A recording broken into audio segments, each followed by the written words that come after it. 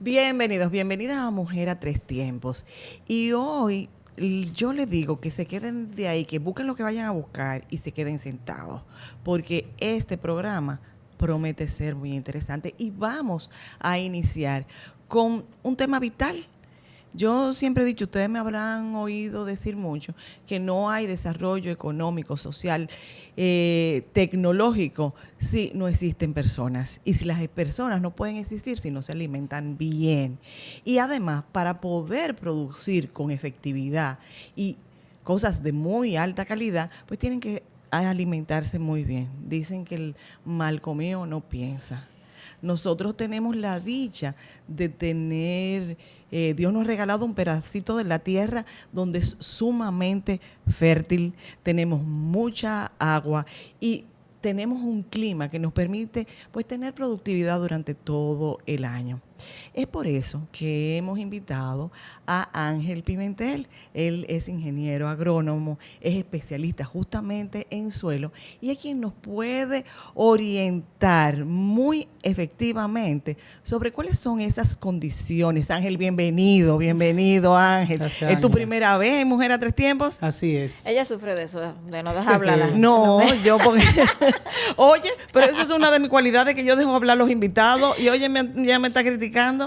Déjeme decirle que hay una persona también que me entrevistó en estos días y yo parecía como que él no me dejaba moverme. Yo No, vivo pero avanzando lo que pero señores, nada. pero a uno Gracias, desprestigian a Ángela. uno en su propia casa. Gracias por Te invitarme. voy a dejar hablar. Lo que pasa es que este tema que yo estoy aprendiendo ahora y he conocido su importancia, pues me está como apasionando y yo lo acojo para mí, pero sé muy bien cuál es el lugar de los especialistas.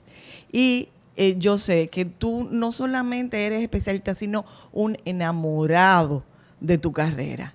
Entonces, Ángel, háblanos. O sea, es solamente producir.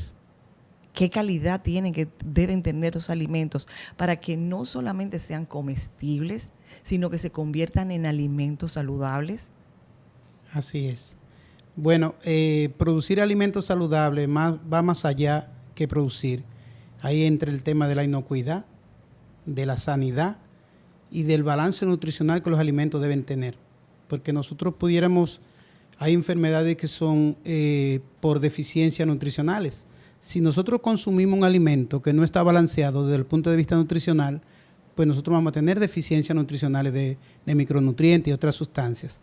Lo mismo si nosotros no producimos de manera inocua, si no hacemos una trazabilidad de cómo es el proceso desde la cosecha hasta el embalaje del alimento, todo el proceso de posible contaminación que pueden ocurrir una vez que el alimento ya está cosechado, también tiene que ver con salud y con sanidad. También la parte que tiene que ver con el uso de los residuos de plaguicidas, por ejemplo, que es un elemento fundamental, el manejo de lo que es la inocuidad en términos de no solamente evitar que el producto venga con residuos de plaguicidas, sino que es todo un manejo agronómico a nivel de campo, de respetar los tiempos de carencia, de no aplicar productos tantos periodos de tiempo antes de la cosecha, algunos elementos de cómo manejar las plagas y las enfermedades, el tema de la parte orgánica. O sea, es fundamental tener presente todos esos aspectos, y ahí entra lo que es el conocimiento del área de suelo, pero también el conocimiento de lo que es el manejo seguro y eficaz de plaguicidas, también el tema de trazabilidad y inocuidad para identificar dónde el producto se contaminó y en qué nivel de la cadena, desde la siembra, cosecha hasta el embalaje, dónde se ocurrió la contaminación y qué tipo de contaminación. Si es una contaminación por algún tipo de sustancia química o si es microbiológica. Ok. Nosotros tenemos la dicha de vivir en una isla donde entendemos que independientemente que el agua que nos rodea es salada, es mar, pero no tenemos problema de la cantidad de agua. Ahora, ¿cuál es la calidad que debe tener el agua para tener esos productos de muy buena calidad? Bueno, el agua es el vehículo fundamental para la transmisión de los nutrientes que la planta necesita.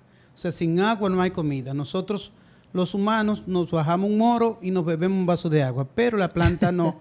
La planta, para poder formar sus frutos, sus tejidos, su vegetación, tiene que absorber los nutrientes como si fuera una sopa.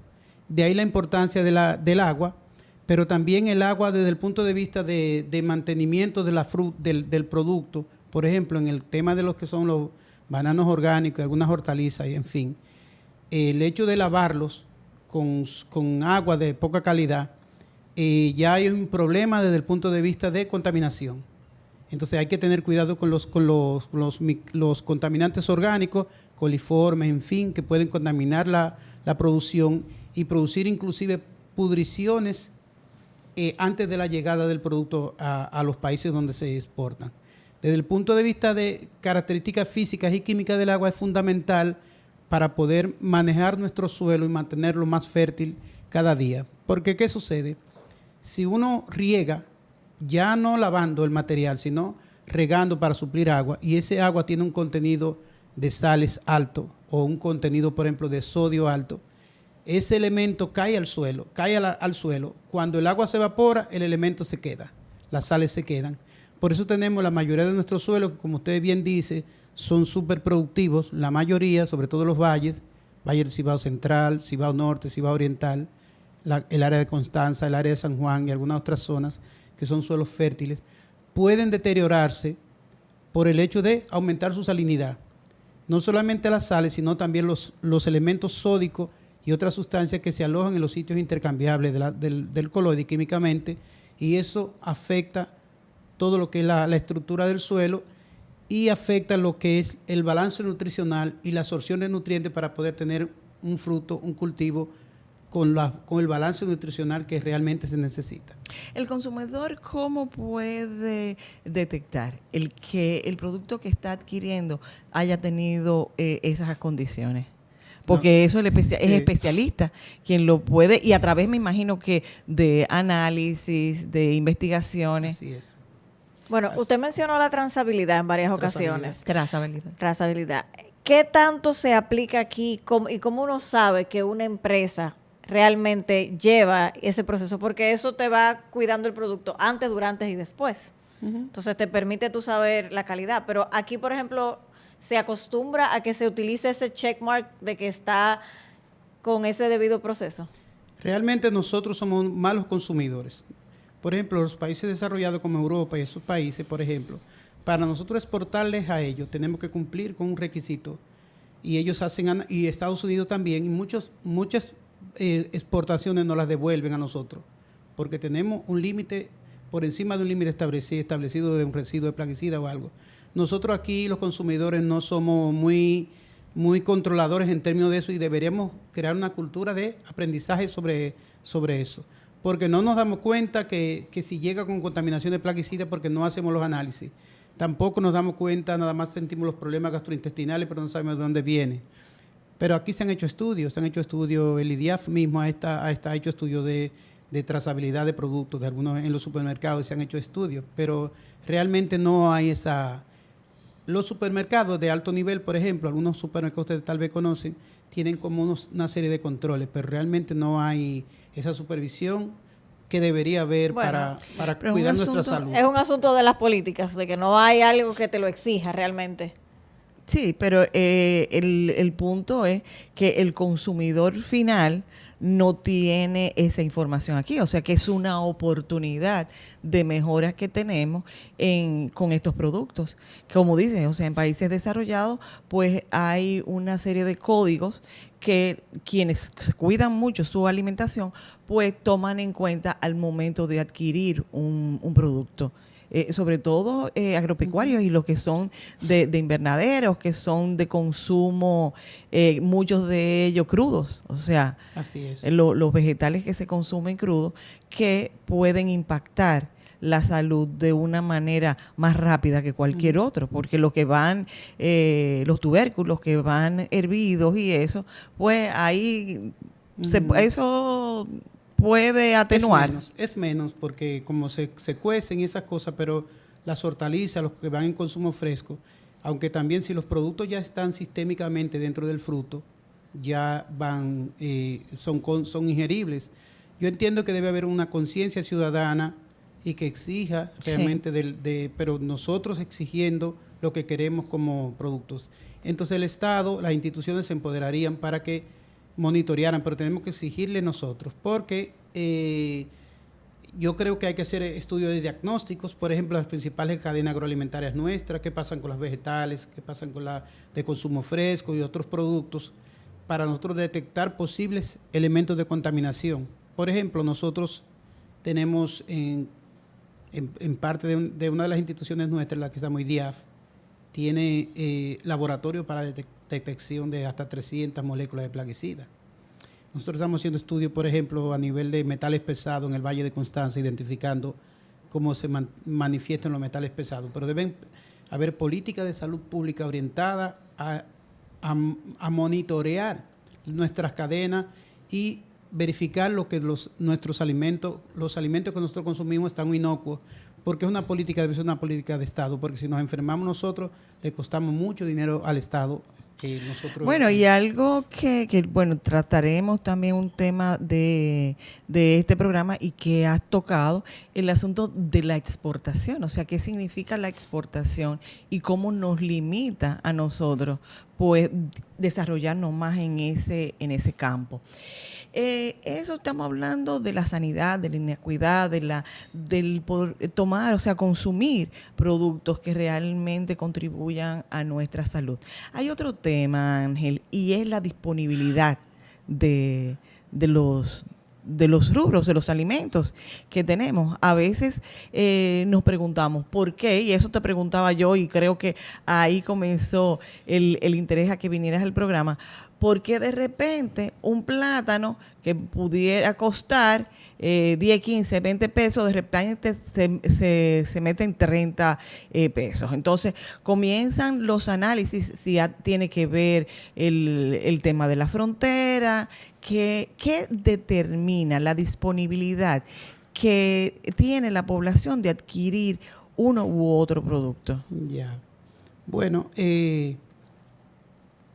los rubros agrícolas son seres vivos. Nosotros somos seres vivos. Te preguntaba ahorita la pregunta que yo le hacía respecto a que cómo contestaba las entrevistadoras respecto a esa pregunta. Y usted me dijo la maternidad y la pareja. Pero realmente un mandato natural nuestro es ese. Por eso respondemos a eso. Las plantas también son seres vivos y responden a inputs edafoclimático y de ambiente. Nacen, crecen, se reproducen y mueren. Nacen, crecen, se reproducen y mueren, pero no siempre están dispuestas a reproducirse porque depende si hay comida disponible para ellas hacerlos. Y si ellas le garantizan que va a haber condiciones para que su descendencia se críe. Por eso las plantas florecen y fructifican en unos periodos donde se espera que haya una abundancia para que los frutos caigan y crezcan. Eso pasa con el plátano, eso pasa con el limón, con muchos otros rubros. No se ve tan marcado a nivel de nosotros como porque usted decía que estamos en los trópicos. Y las variaciones significativas de temperatura mínima y máxima, o de pluviometría, o de otros indicadores de clima y ambiente, no son tan marcados como los países templados y fríos. Pero en los países templados y fríos, fíjense que los ciclos son claros. Sí. Claro, entonces, pero en nosotros hay muchas plantas que son heliófitas, necesitan como una intensidad lumínica mucho mayor en periodos determinados, y por eso ustedes la ven que en los periodos altos de verano, después de abril hasta agosto y septiembre, aumenta la productividad. Lo pasa con el mango. Fíjense, usted no encuentra un mango ahora mismo. ¿Por qué? Porque biológicamente el mango no está estructurado ya para producir con esos periodos de temperatura tan bajos y tal vez pluviometría. Entonces, además, la floración que ocurre, ellos están ubicados en un periodo. Entonces, ¿qué pasa con el plátano? Es posible que en esos periodos el plátano haya productividad porque hay condición, pero cuando la temperatura, la luminosidad, el fotoperíodo, la duración de la luz, la duración y la intensidad de la luz, porque no es lo mismo un día de luz de 12 horas a de 10 horas, o una intensidad lumínica de la calidad de la luz que es diferente. Entonces, todos esos factores afectan la productividad. No podemos pedirle a una mata de plátano o a una mata de limón que produzca en periodos donde de ella no tiene la suficiente energía y luz. Eso es lo que pasa. Por eso es que usted ve estiaje en un tiempo y aumento de productividad en otros. Eso es lo que está pasando. No es problema político, no es problema de nada, sino que son aspectos biológicos. Si se fijan en el limón y ven los niveles de oferta de productividad del limón, el mismo aguacate también. Entonces eso es lo que pasa, que no hay condiciones suficientes de energía y luz para que ellas puedan reproducir y humedad. Quizás nos falta un poco de la cultura de los países con estaciones muy marcadas, de adaptarnos y conocer otros alimentos que pueden sustituir los que tanto nos gustan. Saber que no siempre vamos a tener la disponibilidad de tener un mangú barato. Así es. Aquí nosotros consumimos prácticamente como 7 millones y pico de plátanos diarios. ¿Usted sabía eso? No, óigame, ¿qué más? Esas matas tienen que parir mucho. Eso sí va a centrar esas cosas. Porque 7 millones. Y nosotros nos comemos aproximadamente 250 plátanos al año, cada uno de nosotros. Lo que comemos poco. En promedio. Entonces, pero que también desconocemos muchísimos otros tubérculos que son muy nutritivos. Poca gente conoce, por ejemplo, el mapuey o lo bueno y lo rica que es la cepa de apio. Sí. Así es. Lo rica que es la batata, lo rica dicen que tienen 21 aminoácidos y es sumamente nutritiva. Así es. Nosotros en la parte de batata, y hablando ya de salud, también hay lo que le llaman los alimentos biofortificados. Por ejemplo, aquí se están haciendo a nivel de instituciones, por ejemplo, en el caso de Lidiafa, hay algunos proyectos de producir rubros agrícolas biofortificados, y la batata es uno de esos, que aumenta la cantidad de caroteno y algunos otros minerales para que si tú te comes una libra de batata que tiene unos porcentajes de zinc determinados, pues si esta batata fortificada tú estás llevando más zinc comiendo lo mismo la habichuela. La habichuela estamos trabajando con habichuela biofortificada y se ha pensado muchas iniciativas en la parte del arroz. Nosotros aquí producimos mucho. Ángela, ¿es su nombre? Carmen. Y Carmen. Ángela y Carmen. Nosotros como país, gracias al sector agropecuario nuestro, es que nosotros hemos logrado esa independencia en lo que tiene que ver con soberanía alimentaria. Fíjense lo que pasó con el coronavirus. Nosotros, el mundo se paró, sin embargo, nosotros no dejamos de comer, porque no es seguridad, es soberanía. Que nosotros lo produzcamos y que esté ahí, aunque no haya dinero, pues si está ahí se come. Entonces, nosotros en muchos rubros agrícolas tenemos prácticamente una productividad superior a la que conseguimos aquí. Caso, arroz. Y hay otros que tenemos brecha para crecer. Y yo creo que con investigación, desarrollo tecnológico, innovación y compromiso institucional del Estado, nosotros podemos avanzar mucho. Del Estado y de todos los sectores, porque a fin nos impacta a todos. Ángel, contigo siempre hay mucho de qué hablar. Así que, y tú sabes que este programa es tuyo, o sea, tú nada más llamas a Carmen y dices, voy. Está bien. Cuenten con eso. Que estaremos esperándote para nutrirnos de todo eso que no solamente sabes, sino que también disfrutas. Así que muchísimas gracias por acompañarnos y la invitación está permanentemente abierta. A ustedes no se vayan, que regresamos con mucho más.